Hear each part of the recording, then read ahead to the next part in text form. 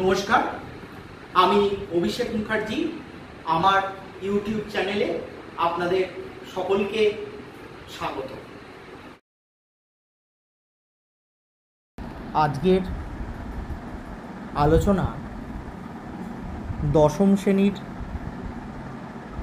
কবিতা Africa. এই Africa কবিতার কবি হলেন রবীন্দ্রনাথ ঠাকুর। কবিতাটির আলোচনার প্রাক্কালে প্রথমেই রবীন্দ্রনাথ ঠাকুর সম্পর্কে একটা ছোট্ট পরিচিতি আমরা করে নিতে পারি। বাংলা কাব্য ও কবিতার প্রধান স্তম্ভ রবীন্দ্রনাথ ঠাকুর।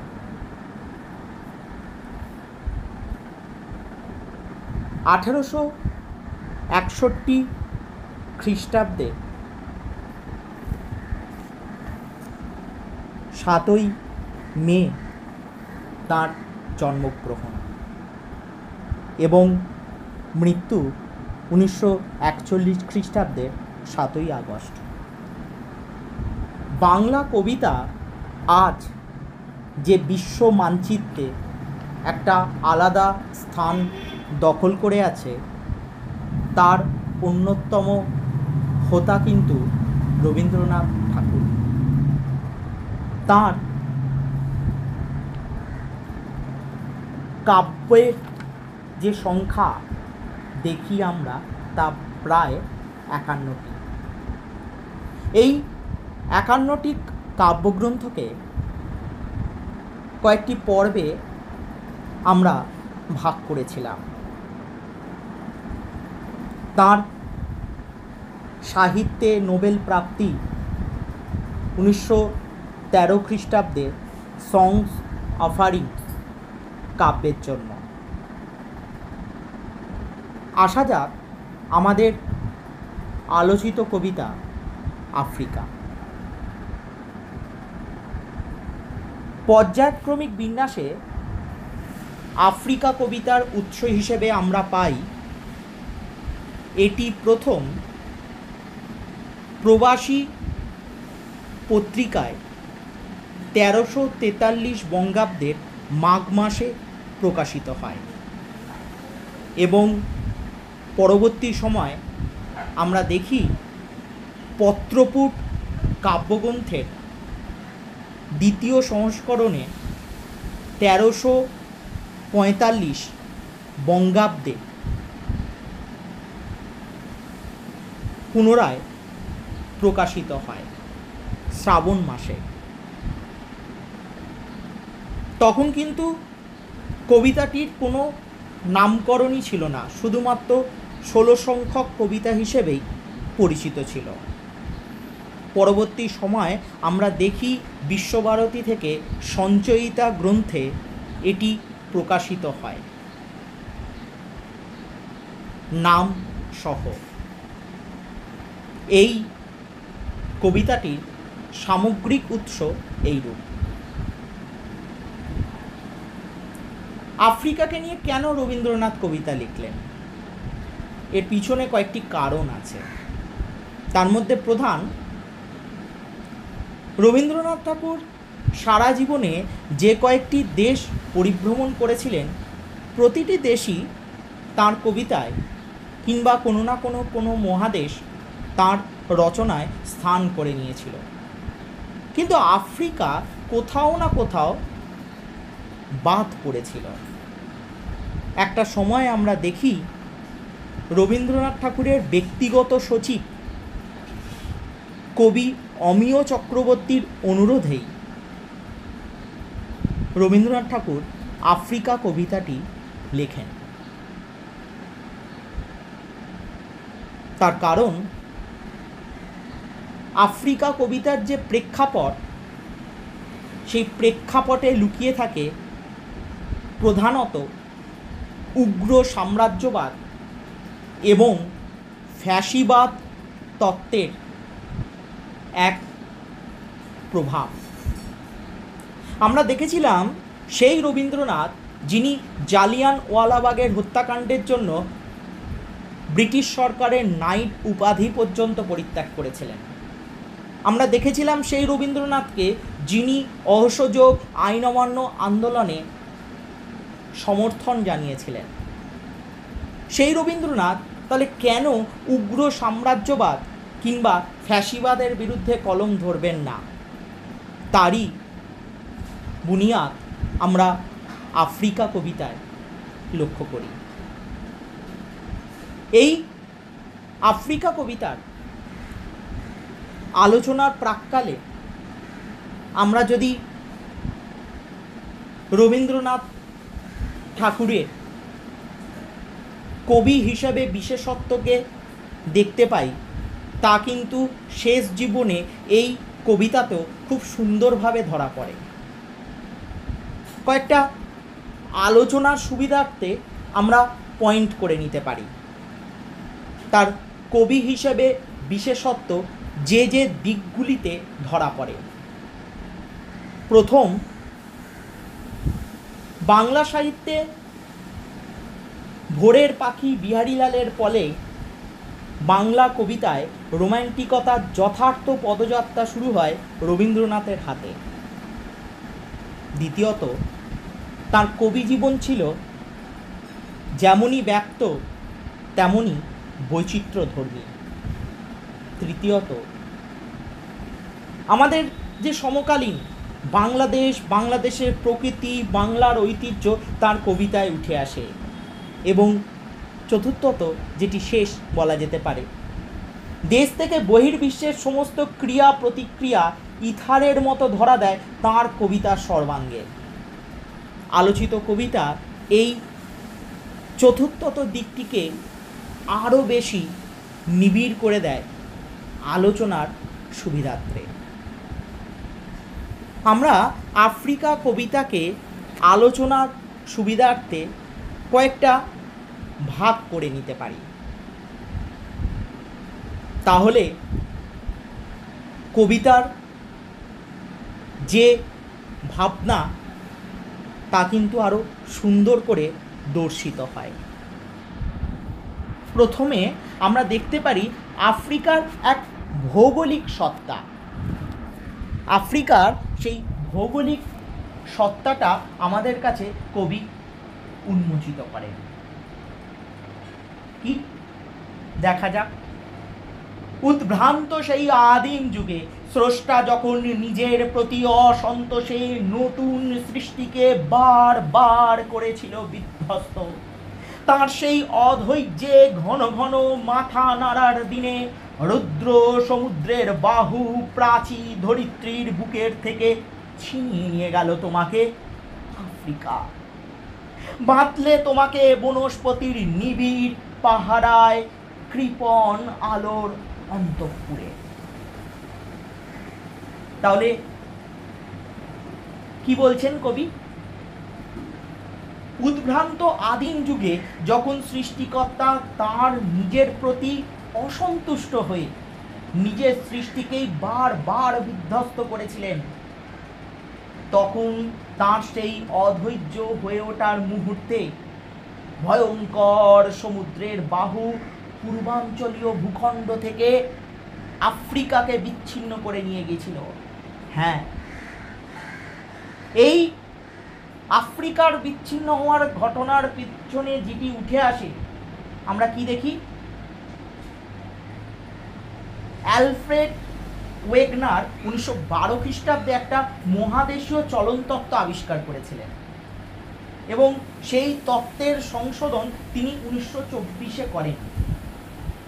এবং আমরা দেখি তার মতে সুপ্রাচীন, একদম প্রাচীন কার্বনিফেরাস যুগে কতকগুলি মহাদেশীয় ভূভাগ দৃঢ়ভাবে একত্রিত হয়ে একটি অতিকায় মহাদেশ গঠন করেছিল। তিনি এই অতিকায় মহাদেশের নাম দিয়েছিলেন প্যানজিয়া। এই প্যানজিয়াকে ঘিরেছিল বিশাল মহাসাগর, যাকে বলা হয় প্যানথালাসা।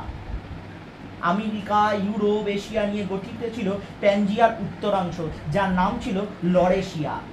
একইভাবে প্যানজিয়ার দক্ষিণাংশে গঠিত ছিল দক্ষিণ আমেরিকা, আফ্রিকা, উপদ্বীপীয় ভারত, অস্ট্রেলিয়া এবং আন্টার্কটিকা, যার নাম ছিল গন্ডোয়ানাল্যান্ড, যা পরে থেটিস নামক এক অগভীর সাগর দ্বারা বিচ্ছিন্ন হয়।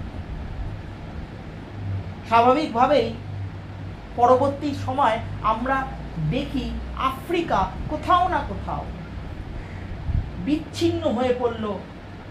এই সময়েতে আমরা তাই পরবর্তী সময় দেখেছিলাম যখন মর্গান পাত সংস্থান তত্ত্ব নিয়ে ইন্দো অস্ট্রেলীয় পাত ও ইউরেশীয় পাত থেকে আফ্রিকা পাতের ধীরে ধীরে বিচ্ছিন্ন হওয়ার ভৌগোলিক ব্যাখ্যা আরো স্পষ্ট ও নিখুঁতভাবে দিয়েছিলেন।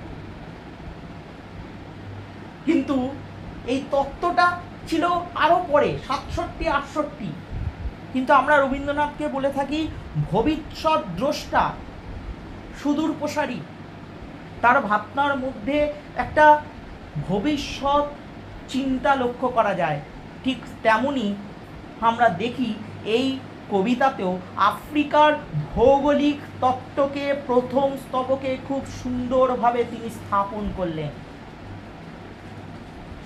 কিভাবে তিনি শেষ করলেন? ঠিক এইভাবে যে আফ্রিকাকে আমরা বলে থাকি গহন অরণ্যের দেশ বা অন্ধকারাচ্ছন্ন দেশ। সেই আফ্রিকায় সূর্যের আলো ওই গভীর বনস্পতির অন্তঃপুরে পৌঁছতে পারে না। তাই ঠিক স্তবকের শেষের দিকে আমরা পেলাম সেখানে সে বড় বড় গাছের ঘন জঙ্গলের পাহারায় আর সভ্যতার আলোহীনতার মধ্যে আফ্রিকাকে বন্দি করে রেখেছিল। আফ্রিকার জন্ম হলো। এরপর সেই আফ্রিকা, যে আফ্রিকা তার প্রাকৃতিক সম্পদ, তার খনিজ সম্পদ, তার বনজ সম্পদ নানা দিক থেকে গোটা বিশ্বের কাছে একটা আলাদা দরবার হিসেবে নিজেকে উপস্থিত করতে চেয়েছিল, কিন্তু সেই আফ্রিকার রহস্যময়তা সকলকে সেই দরবার থেকে দূরে সরিয়ে দিল। তাই পরের স্তবকে কবি কি লিখলেন? সেখানে নিভৃত অবকাশে তুমি সংগ্রহ করেছিলে দুর্গমের রহস্য, চিনছিলে জলস্থল আকাশের দুর্বোধ সংকেত। প্রকৃতির দৃষ্টি অতীত জাদু মন্ত্র জাগাচ্ছিলে চেতনাতীত মনে। বিদ্রুপ করেছিলে ভীষণকে বিরূপের ছদ্মবেশে। সংখ্যাকে চাচ্ছিলে হার মানাতে, আপনাকে উগ্র করে বিভীষিকার প্রচণ্ড মহিমায় তাণ্ডবের দুন্দুবি নিনাদে। অর্থাৎ নিভৃত অবকাশে আফ্রিকা দুর্গমের রহস্য সংগ্রহ করেছিল, চিনেছিল জল স্থল আকাশের দুর্বোধ সংকেতকে। প্রকৃতির দৃষ্টি অতীত জাদু মন্ত্র জাগাচ্ছিল তার চেতনাতীত মনে। তখন বিরূপের ছদ্মবেশে সে ভীষণকে বিদ্রুপ করেছিল, নিজেকে প্রচণ্ড উগ্র করে বিভীষিকা সৃষ্টির মাধ্যমে তাণ্ডবের দামামা বাজিয়ে ভয়কে জয় করতে চেয়েছিল এই আফ্রিকা। কিন্তু নানা দিক থেকে আমরা দেখলাম আফ্রিকা উপেক্ষিত সভ্য জগৎ থেকে, সভ্য মানুষদের কাছ থেকে, অর্থাৎ ইউরোপিয়ান সংস্কৃতির কাছ থেকে। কিন্তু সভ্যতা যত মানুষকে আলিঙ্গন করেছে, ইউরোপিয়ান শক্তি তার উগ্র জাতীয়তাবাদ ফ্যাসিবাদকে যত বেশি প্রাধান্য দিয়েছে, সাম্রাজ্যবাদের ধারণায় যত এগিয়ে গেছে, তত শোষিত হয়েছে তৃতীয় বিশ্ব, বিশেষ করে এশিয়া এবং আফ্রিকার দেশগুলি। তাই পরে স্তবকে কবি লেখেন, হায় ছায়াবৃতা কালো ঘোমটার নিচে অপরিচিত ছিল তোমার মানব রূপ, উপেক্ষার আবির দৃষ্টিতে। এলো ওরা লোহার হাত কড়ি নিয়ে, নখ যাদের তীক্ষ্ণ তোমার নেকড়ের চেয়ে এলো মানুষ ধরার দল, গর্বে যারা অন্ধ তোমার সূর্যহারা অরণ্যের চেয়ে। সভ্যের বড় বড় লোক নগ্ন করল আপন নির্লজ্জ মানুষতা, তোমার ভাষাহীন ক্রন্দনে বাষ্পাকুল অরণ্য পথে পঙ্কিল হলো ধুলি তোমার রক্তে অশ্রুতে মিশে। দস্যু পায়ের কাঁটা মারা জুতোর তলায় বিভৎস কাদার পিণ্ড চিরচিহ্ন দিয়ে গেল তোমার অপমানিত ইতিহাসে। অর্থাৎ সেই আফ্রিকা, যে আফ্রিকা এতদিন উপেক্ষিতা, ছায়ায় ঢাকা আফ্রিকার মানব রূপ অপরিচয়ের কালো ঘুমটার নিচে চাপা পড়েছিল। এরপর সভ্যতার গর্বে অন্ধ মানুষ ধরার দল, বিশেষ করে কারা? ইউরোপিয়ান ঘরানা, যাদের হিংস্রতা আফ্রিকার নেকড়ের চেয়েও বেশি, আর যারা সভ্যতার গর্বে আফ্রিকার সূর্যলোকহীন অরণ্যের চেয়েও অন্ধ। তারা লোহার হাতকড়ি নিয়ে এলো। ওই ইউরোপিয়ান শক্তি সভ্য মানুষের বর্বরতম লোভ নির্লজ্জ অমানবিকভাবে প্রকাশিত হলো। আফ্রিকার ভাষাহীন কান্না ভেজা অরণ্য পথের ধুলো সেই দস্যুদের যন্ত্রণাদায়ক কাঁটা মারা জুতোর তলায় রক্তে অশ্রুতে মিশে বিভৎস কাদার পিণ্ডে পরিণত হলো, যা আফ্রিকার অপমানিত ইতিহাসে চির কলঙ্কের চিহ্ন এঁকে দিয়ে গেল। সত্যি সেই আফ্রিকা, যে আফ্রিকা বিশ্বের অন্যান্য মহাদেশের থেকে সব থেকে বেশি তার বৈচিত্র্য, তার সম্পদ মানুষকে আকৃষ্ট করে, সেই আফ্রিকা ইউরোপীয় ঘরানা, ইউরোপীয় শক্তিদের দ্বারা পদলেহিত হলো এবং শোষিত হলো। আমরা দেখেছিলাম একটা সময় কৃতদাস প্রথা এবং বিশেষ করে সাম্রাজ্যবাদ, ফ্যাসিবাদ, বা বলা যেতে পারে যে কৃতদাস প্রথার প্রচলন, তা কিন্তু এই ইউরোপিয়ান শক্তি প্রধানত এশিয়া আফ্রিকার দেশগুলোকেই তার পায়ের নিচে আনতে চেয়েছিল। আফ্রিকার মানুষদেরকেও দাসত্বে পরিণত করতে সচেষ্ট হয়েছিল। তারও একটি কথা এখানে আমরা পাই। সত্যি আফ্রিকা নানা দিক থেকে অপমানিত, লাঞ্ছিত, নানা দিক থেকে নির্যাতিত সেই আফ্রিকা, যার কথা কবি বলেন। পরে স্তবকে আমরা কি দেখি? সমুদ্র পারে সেই মুহূর্তেই তাদের পাড়ায় পাড়ায় মন্দিরে বাজছিল পুজোর ঘণ্টা। সকালে সন্ধ্যায় দয়াময় দেবতার নামে শিশুরা খেলছিল মায়ের কোলে। কবির সঙ্গীতে বেজে উঠেছিল সুন্দরের আরাধনা। সেই আমরা এখানে দেখি যে কবি রবীন্দ্রনাথ সত্যি একজন, বলা যেতে পারে, ভগবান। তিনি একই সঙ্গে দেখাচ্ছেন যে আফ্রিকার নির্যাতিত, অত্যাচারিত, শোষিত, আর ঠিক তার বিপরীত চিত্র শাসক যারা শোষণ করছে, সেই লুণ্ঠনকারী দেশের অবস্থা কতটা ভালো। যারা সভ্য বলে জাহির করে, যারা সভ্যতাকে এগিয়ে নিয়ে চলে, কি হিসেবে বলছে, অথচ সেই সময় সভ্যতা কর্মীদের পাড়ায় পাড়ায় সকাল সন্ধ্যা দয়াময় দেবতার উদ্দেশ্যে শান্ত সমাহিত পরিবেশে যথারীতি মন্দিরে পূজার ঘণ্টা বাজছিল।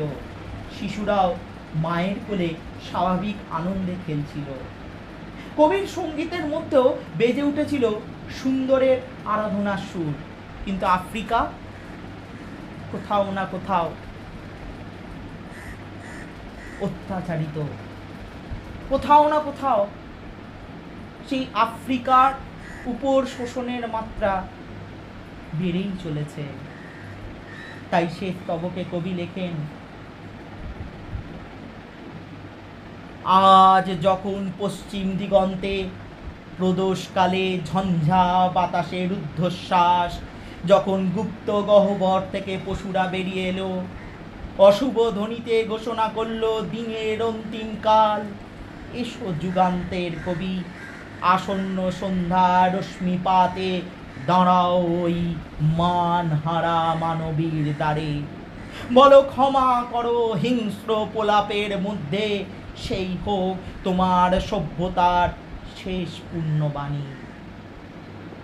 অর্থাৎ যখন পশ্চিম দিগন্তে যুদ্ধ পরিস্থিতির ঝঞ্ঝার সন্ধ্যাকাল ঘনিয়ে এসে শ্বাসরুদ্ধ হওয়ার উপক্রম, যখন গোপন গুহা থেকে পশুবৎলোভী মানুষেরা সভ্যতার অন্তিম লগ্ন ঘনিয়ে তুলতে তৎপর, তখনই যুগান্তের কবিকে আহ্বান করেছেন কবি।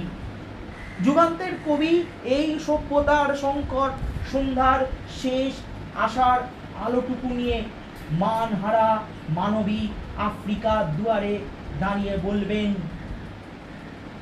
ক্ষমা করো।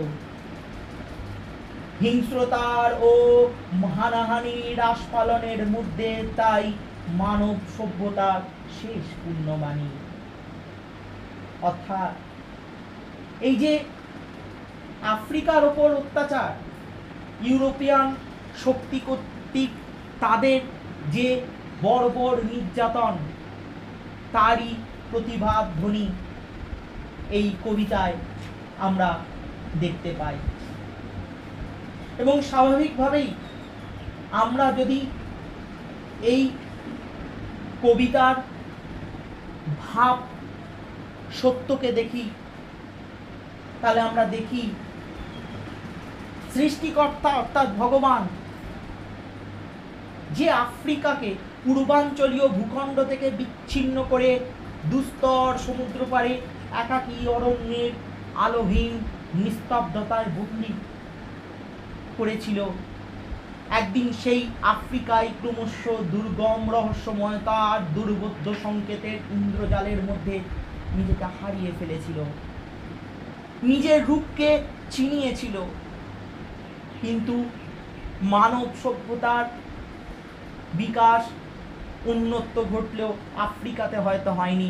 আফ্রিকার মধ্যে কিছুটা কুসংস্কার, কিছুটা ভয়, কিংবা আফ্রিকা নানাভাবে এই ইউরোপিয়ান শক্তি কর্তৃক অত্যাচারিত হওয়ার ফলে নানা দিক থেকে কোথাও না কোথাও মাথা নত করেছিল। আফ্রিকাকে নিয়ে যখন ইউরোপিয়ান শক্তিগুলো ভাবলো যে আফ্রিকার মধ্যে এত সম্পদ, এত কিছু প্রাকৃতিক ঐশ্বর্য, আফ্রিকার দিকে হাত বাড়ালো, তাদের হানাদারি, তাদের নখ আফ্রিকার ওপর হাওয়া বসালো, আফ্রিকাকে নানাভাবে শোষণ করার চেষ্টা করলো। কিন্তু